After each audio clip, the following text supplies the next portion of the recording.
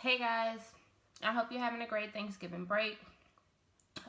This video is just going to kind of go through and answer all of the questions that were on our Unit 3 test. I hope this helps you guys figuring out what mistakes you made and better help you prepare for the retake test that is going to be up on Tuesday and it will close on Sunday. So if you want to make a better grade on your Unit 3 test than what you did, then watch this video and find some other problems that you could work on, and so that you'll be better prepared for your retake test so that you can do a lot better on that. So to start off, the first one we have, this is a vocabulary question, and it just asks, what is the name of a mathematical sentence that shows the relationship between two quantities that are equivalent? Equivalent means equal to, right? Equivalent means equal.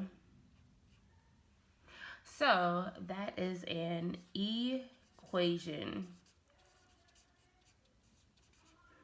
An equation is a mathematical sentence that shows the relationships between two quantities that are equivalent.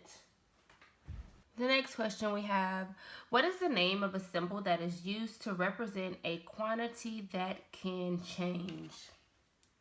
A quantity that can change, a symbol that represents a quantity that can change is going to be a variable. A variable. For the word problems, I'm going to do my problem solving strategy on here, my cube problem solving strategy, and then I'm actually going to use a different sheet so I can actually work the problem out if I need to. So this one says, two cars are traveling in the same direction. The first car is going 40 miles per hour and the second car is going 55 miles per hour. The first car left 3 hours before the second car. Write an equation that you could use to find how many cars it will take for the second car to catch up to the first car. So using our cube problem solving strategy, it says that we should first circle our numbers. The C,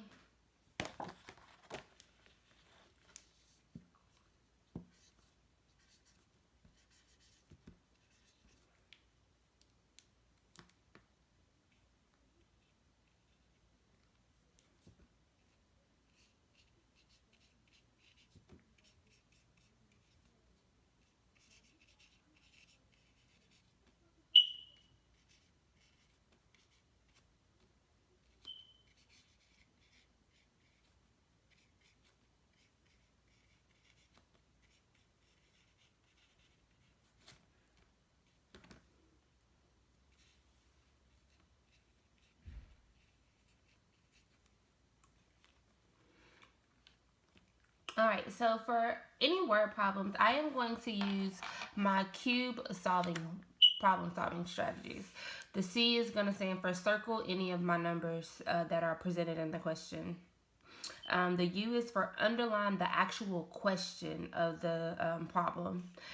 B is going to be for box any key terms. So your key terms are going to mean things that maybe you should have an inequality sign or equal sign. What word means that? What word is going to be your operation words and things like that. And the E is going to be evaluate. Evaluate all those numbers that you circled. Do you need all of them? If so, then what are they going to be for? Evaluate what the question is actually asking you for. Is it asking you to compare two things? Is it just asking about one thing that was mentioned in the problem? And evaluate what those key terms you box mean. Does it mean to add? Does it mean to multiply? Does it mean to, that you need to write an equation? Does it want to know which one is greater than or less than, which means it needs an inequality? So evaluate means just to sum up what you did in the previous strategy. So I'm going to be using a variety of colors to map out my strategies, but obviously you can just use a pencil, but so you know what I'm talking about, I'm gonna use the colors just to make it a little bit more clear. So the C means to circle my circle my numbers. So 40 miles per hour, 55 miles per hour 3 hours before. And the U means to underline my question. So write an equation that you could use to find how many hours it will take for the second car to catch up to the first car. And then my B is going to be to box any of those key terms. So first of all, equation means that I am going to need to write an equation. And then we want to see how many hours the second car, we're comparing the second car catching up to the first car. And then that's about it. That's it for our boxing keywords. There's really not a lot in the first part. But because I know now that I want to see when, so first,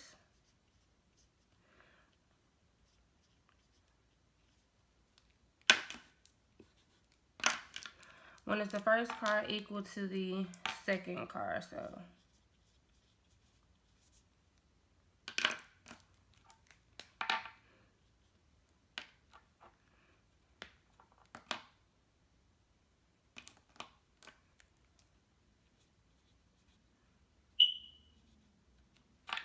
So now I'm going to go back to the word problem itself, and anything that has to do with the first car, I'm going to underline or try to highlight in blue, and anything that has to do with the second car, I mean in purple, anything that has to do with the second car, I'm going to use blue for.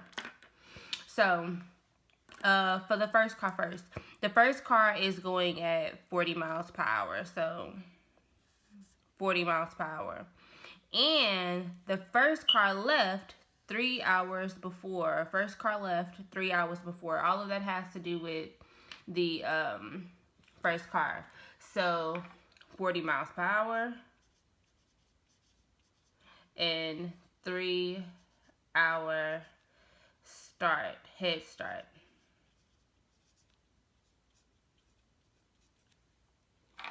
And then for my second car, it just says that it goes at 55 miles per hour. So 55 mph.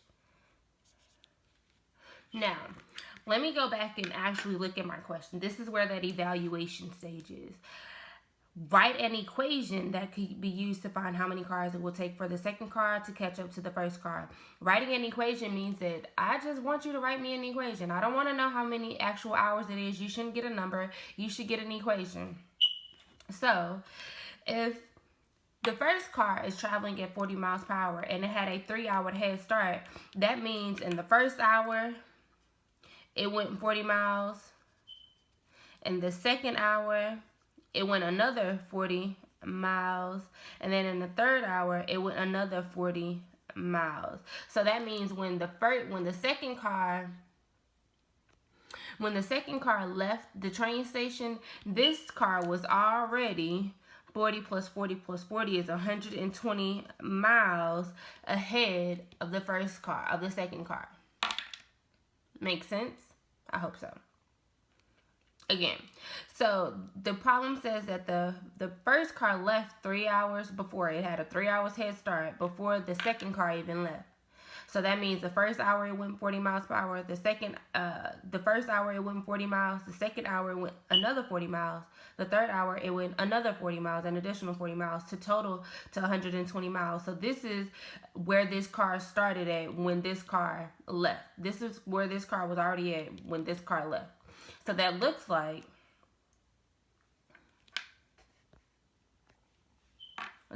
now 120 plus the rate that it's already going. This is our rate. So plus 40x is equal to, well, our second car didn't have a head start. You know, the first car was already left. So it's equal to 55x or you could have used H. It doesn't matter. But you have to understand that your variable has to mean the same thing on both sides. In this case, our variable means that the amount of hours, the number of hours. So for this answer, you should have gotten 120 x plus 40. Oh, sorry. That's not right. You should have gotten 120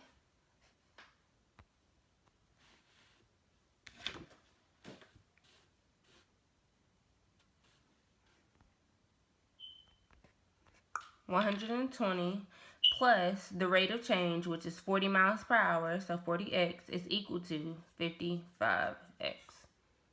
That would have been the correct answer, or that is the correct answer for that. Or you could have wrote it the opposite way. 55x equals 120 plus 40x. Either or would have been sufficient. Or it says, Sean's rental charges $27.50 per hour to rent a surfboard and a wetsuit. Don's surf stop charges $23.25 per hour to rent a surfboard plus $17 extra for a wetsuit. For what total number of hours are the charges for Sean's rental the same as the charges for Don's surf shop?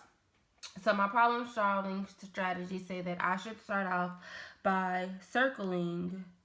So for Sean's, I'm just going to use purple. So 27. And then for Don's, I am going to use the blue. 23, 25, 17. And then underline my question. For what total number of hours are the charges for Sean's rental the same as the charges for Don's surf stop? So in here, our keywords are going to be the same. The same means I want an equation. It means equal to. We have a plus here, which means to add. And again, we're comparing Sean's rental to Don's surf shop. So we want to know, when is Sean equivalent, the same as Don? Well, evaluating lets us know that the $27.50 per hour. So per hour is what Sean's rental shop charges for the surfboard and the wetsuit. There isn't a separate fee there. And then Don, he charges $23.25 per hour just for the surfboard. The wetsuit is just $17. You can keep it for as long as you're surfing, but it's just $17. So for an additional $17, you can rent the wetsuit. So just make it into the equation now. In this case, our variable should mean per hour. We actually want per hour. And understand that this question didn't ask for a equation. They didn't want to know which equation, what equation would help you solve this problem. They wanted you to, I wanted you to solve the problem, write an equation and actually solve your equation. So your equation should look like 27.5 H, I'm going to use H for my variable this time, is equal to 23.25 H plus the flat rate of $17, right? So, if we want to solve now, remember, when we're solving equations, we want our variables and our constants on opposite sides of the equal sign. Well, since I only have one constant, I want to move all my variables because there's no point in me moving the constant. If I move the constant over here, then I'm going to have to perform another step to move the variable over here so that they can be together. However, I could just move this variable over here, and then that one inverse operation would have all my variables grouped together and my constants by themselves on opposite sides of the equal sign. So that's what I'm going to do. So minus 23.25h minus 23.25h. Or you can use your calculator. Remember, the calculator app is Wabbit, W-A-B-B-I-T, and it will give you a TI calculator, which is very, it honestly looks exactly like this one.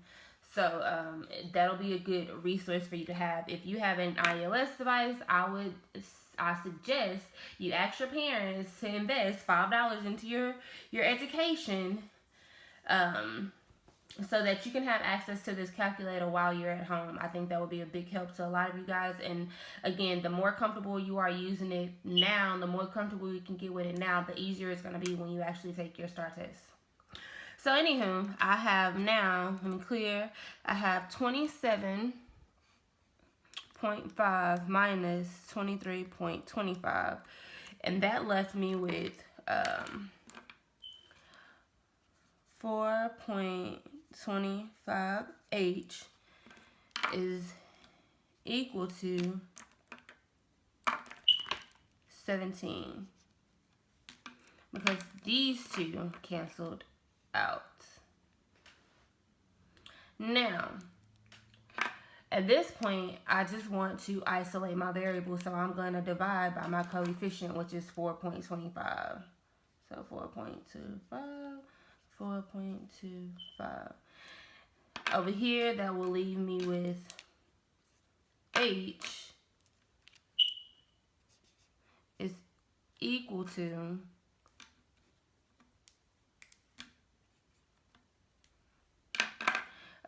17 divided by 4.25 is 4. So h is equal to 4.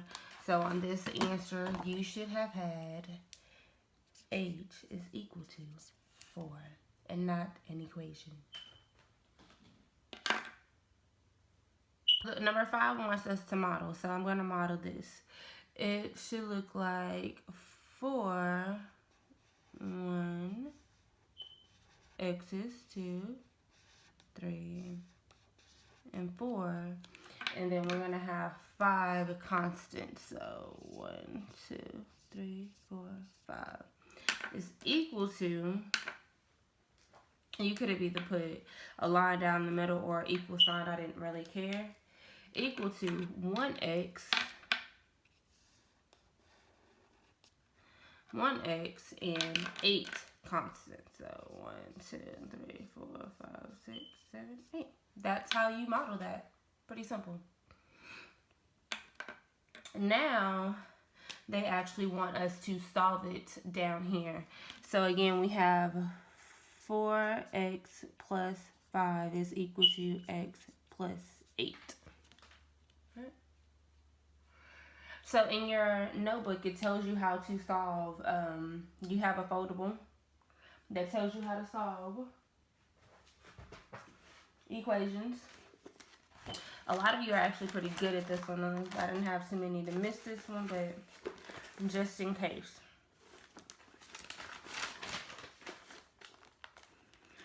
When we did our foldable, the foldable looked like this. And we actually wrote in the little white spaces too in the middle of it. So the first step, they told us to identify our variable. In this case, our variable is x.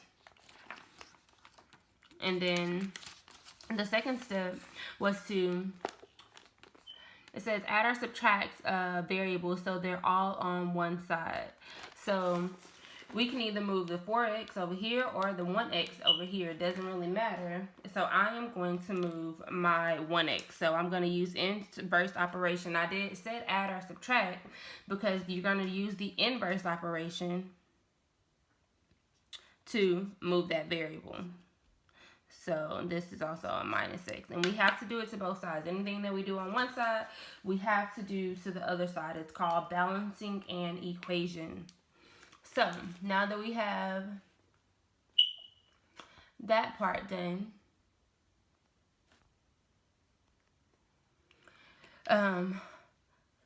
4x minus 1x leaves us with 3x plus 5 is equal to 8. I'll write that a little smaller.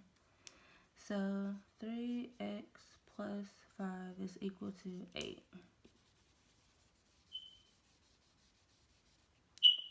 Alright.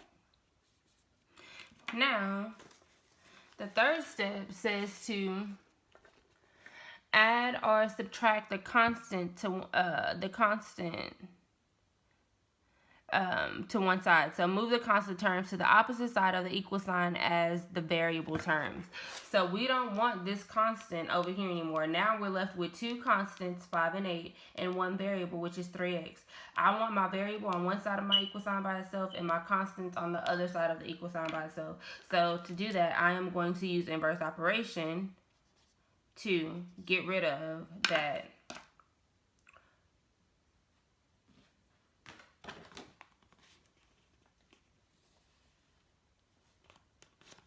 And that is going to leave me with 3x is equal to 8 minus 5. These two buddies cancel out. 8 minus 5 leaves me with 3. And then the fourth step says to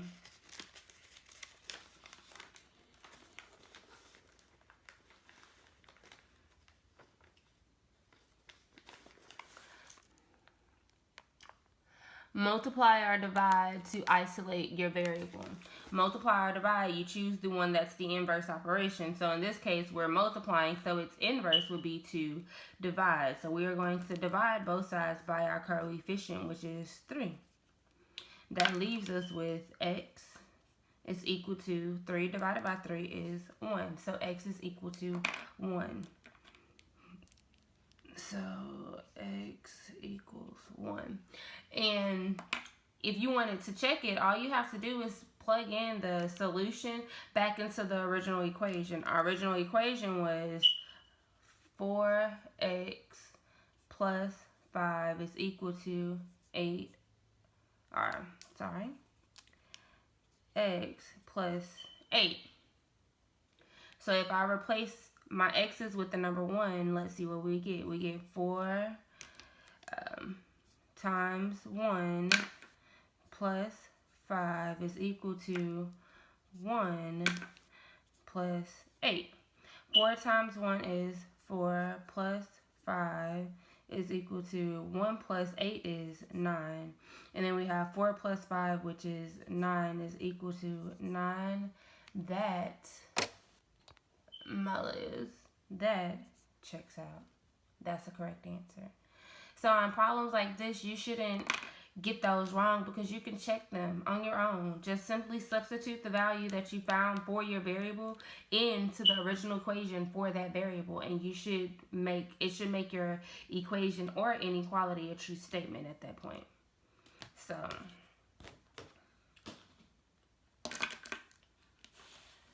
this little buddy here.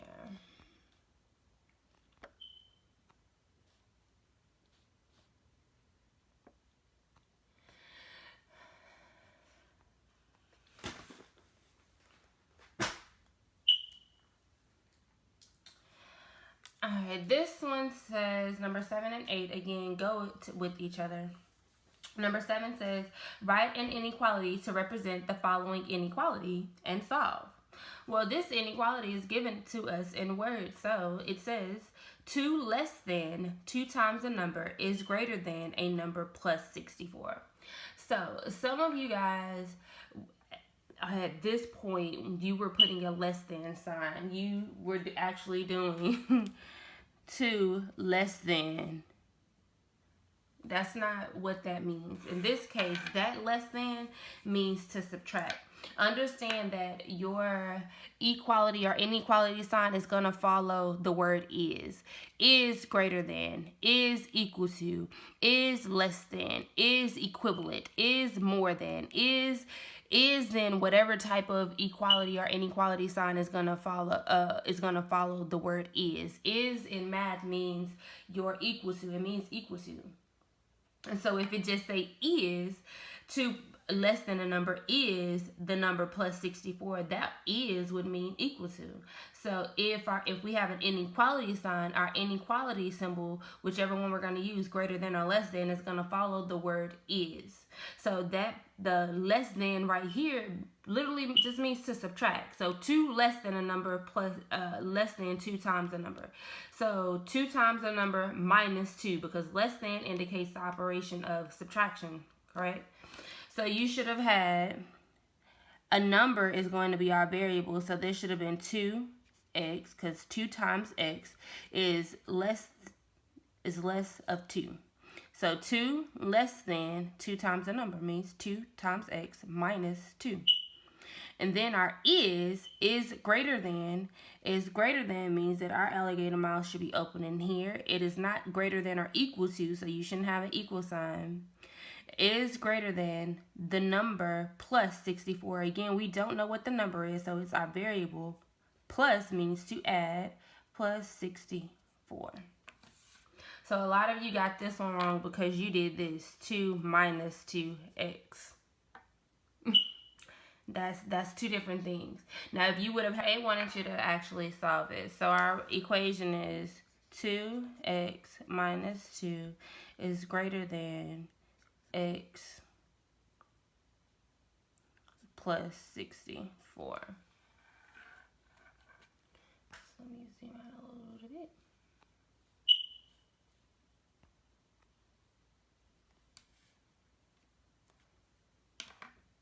All right. So again, solving inequalities are the foldable that we have for solving inequalities.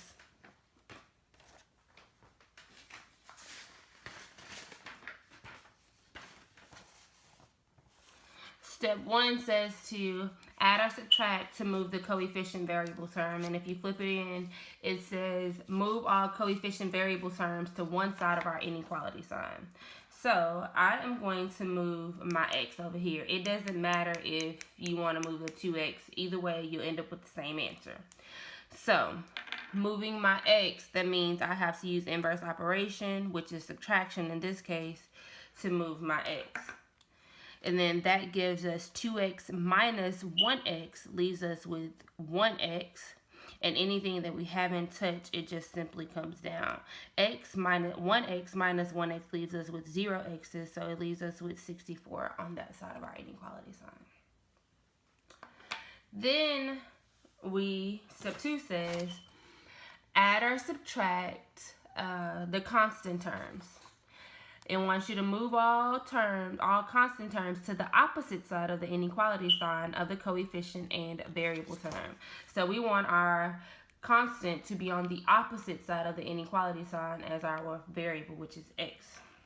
So to move our constant, we use inverse operation, which is this case is going to be to add 2. And that leaves us with x is greater than 2 minus 2, negative 2 plus 2 is 0, so that cancels out. And 64 plus 2 is 66. So x should have been greater than 66. Understand that when you have inequalities or equations at this point in your 8th grade education, you have to have x is equal to something, or x is greater than something, x is less than or equal to something. You can't just put that number there, because what would 66 mean? What does it mean 66 if we didn't have the x is greater than there? So you have to write that whole little sentence out. So if you just wrote the number, then you got this problem wrong, because I didn't know what your number meant. You have to be very specific in what you mean when you're answering these type of questions. All right, this one says a gym membership at Fitness Forum includes an initial fee of $100 and $50 per month. A gym membership at Fantastic Fitness has no initial fee but charges $75 per month. After how many months will the cost of memberships be equivalent? Meaning that as a patron, as the person that's spending these, that is a member of both gyms, right? After how many months will they have paid both gyms the same amount of money, right? So in this case, this question indicates that I wanted an actual answer, not an equation. So if you just wrote me an equation, then that was incorrect.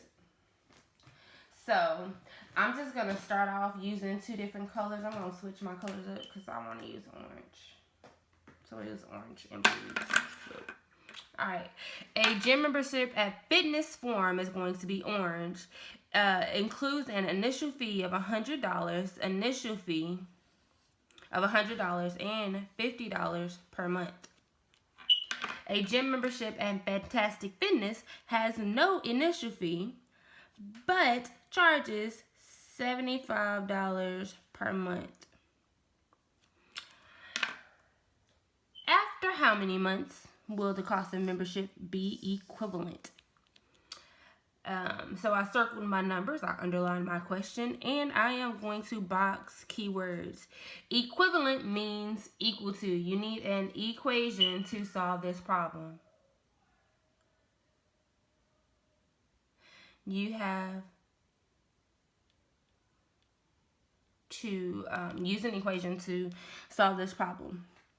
So we are comparing Fitness Forum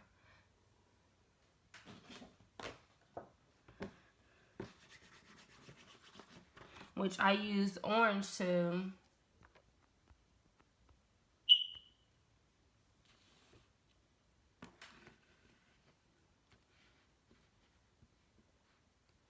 we are comparing Fitness Forum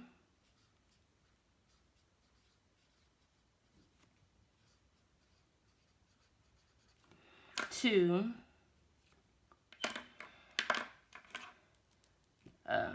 Fantastic.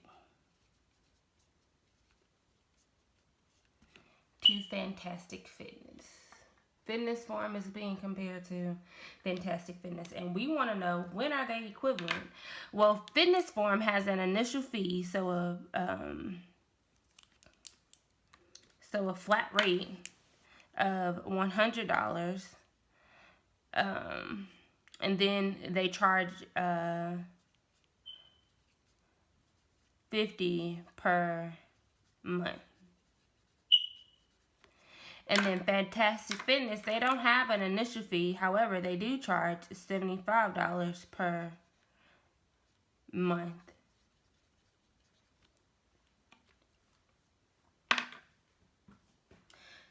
So,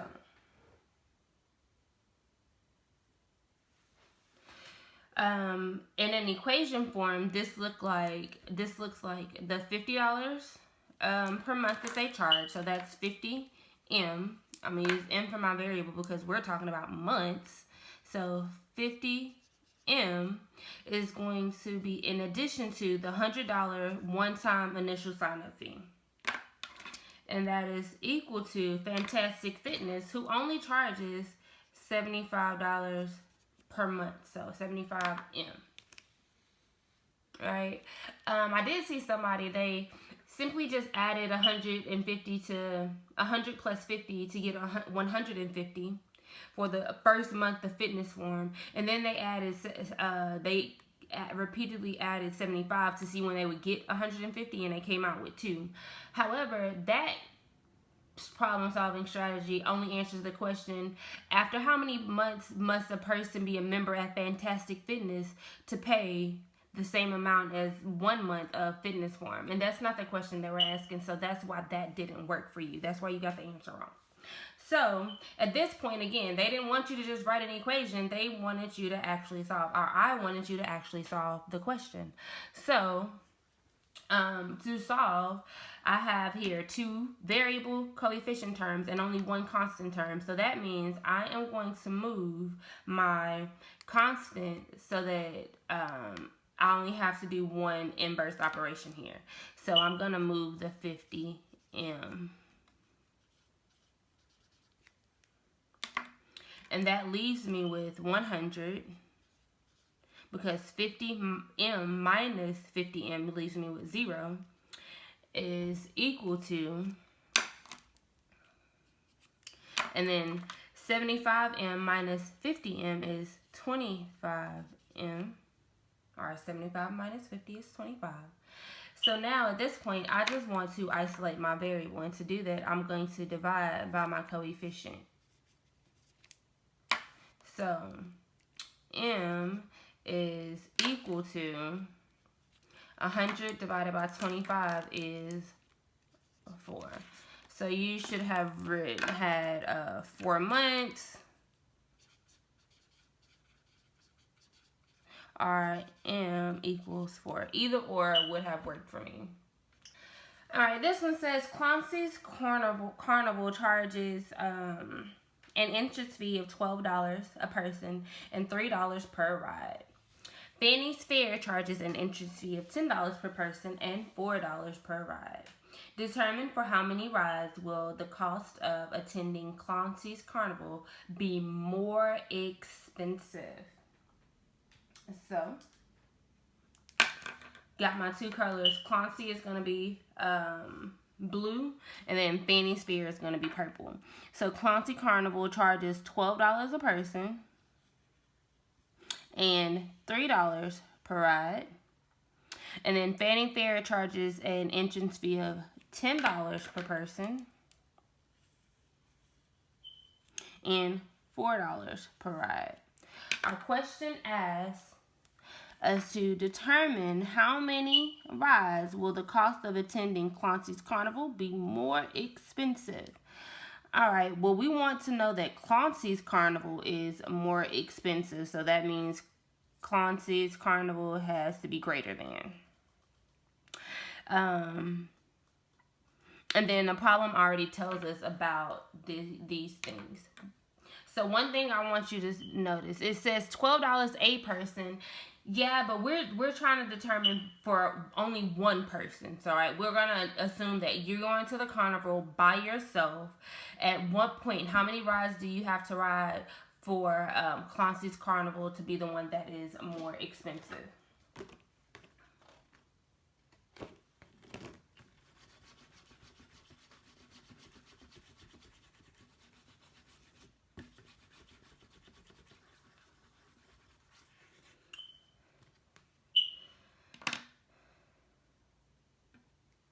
So, Clancy has to be more expensive, so greater than Fannie.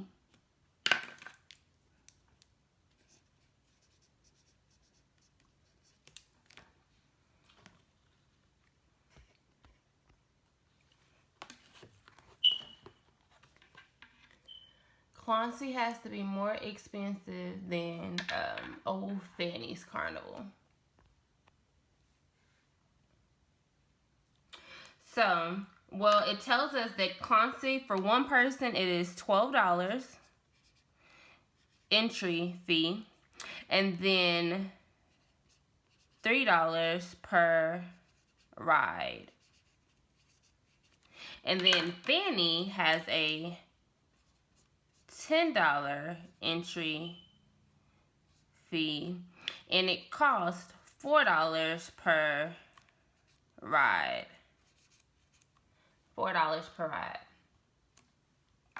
So if we were to write an equation, Clancy would look like, for exactly one person, $12, because they only enter in one time. They only have to pay that one time, plus $3 for however many rides he decides to get on. So I'm going to use R for my variable. And then Fannie, she charges $10 plus $4 for every ride. Again, I'm using R for my variable.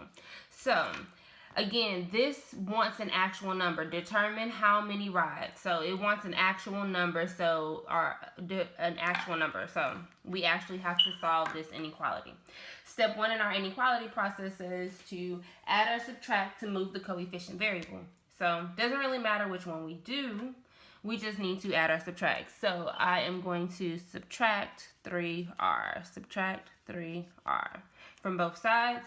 And that leaves me with 12 is greater than, what is 3 minus 3r minus 3r? It leaves us with 0. And then we have the $10 because we haven't even bothered it yet. And then 4r minus 3r leaves us with a positive 1r. So we're left with r. The second step tells us to add or subtract the constant term. We want our constant terms to end up on the opposite side of the inequality sign as our coefficient variable term. So in order for us to do that, we are going to subtract 10 from both sides. And that leaves us with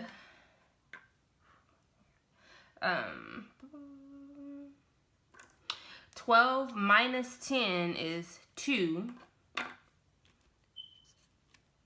And then 10 minus 10 is 0. And then the r comes down. R is less than 2. Because if we ride 1 or 2 rides, or 1 ride, then that means Clancy's Carnival is then the more expensive of the... what is the name of a mathematical sentence that shows the relationships between two quantities that are not equivalent, meaning they are not equal? Equality. We don't have a vocabulary word called equality, so, you know, that's definitely not it. An equation, we determined earlier on problem number 1 that an equation means equivalent. It is equivalent. So inequality means something that is not equal. It represents something that is not equal. And none of the above on my test, that'll probably never be the answer. So yeah.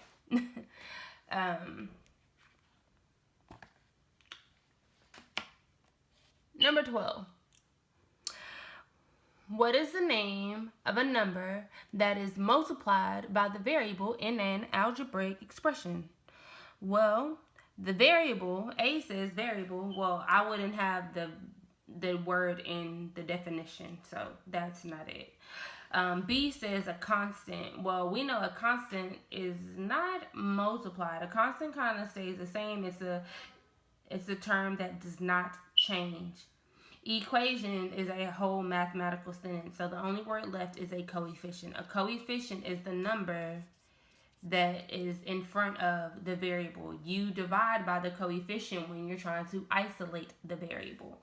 So the number that is multiplied by your variable is called your coefficient.